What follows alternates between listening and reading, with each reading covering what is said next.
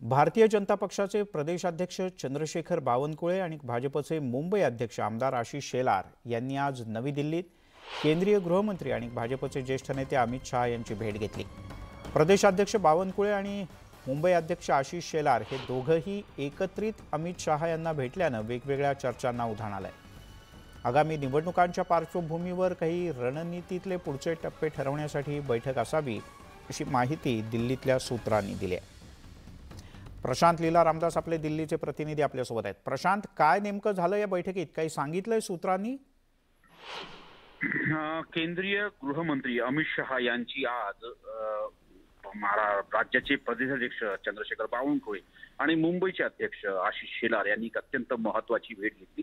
या भेटीमध्ये खास करून मुंबई महानगरपालिकेच्या निवडणुका याशिवाय मुंबई ईस्ट जी आहे त्यामध्ये जी निवडणूक आहे पोटनिवडणूक त्या संदर्भात देखील विस्ताराने चर्चा झाल्याची माहिती पुढे आलेली आहे। कारण की पोटनिवडणूक ही अतिशय महत्त्वाची मानली जात आहे। ज्या पद्धतीने भारतीय जनता पक्षाने मुंबई महानगरपालिकेची निवडणूक आणि सोबतच पोटनिवडणूक या दोन्ही निवडणुका अत्यंत गांभीर्याने घेतलेल्या आहेत। त्याच मुद्द्यावर या बैठकीत चर्चा झाल्याची सूत्रांनी माहिती दिली आहे। सोबतच महाराष्ट्रामध्ये अमित शहा यांचा दौरा कसा आखता येईल या संदर्भात देखील बैठकीत चर्चा झाल्याची सूत्रांनी माहिती दिली आहे। त्यामुळे हे अत्यंत महत्त्वाची भेट मानली जाते। राजकीय दृष्टिकोनातून जर बघितलं ज्या पद्धतीने कालचा दसरा मेळाव्याच्या निमित्ताने शिंदे गट असो किंवा उद्धव ठाकरे गट असो यांचं जे शक्ती प्रदर्शन झालं त्या शक्ती प्रदर्शनानंतर ही अत्यंत महत्त्वाची भेट मानली जाते। प्रशांत, तुर्तास धन्यवाद या माहितीबद्दल।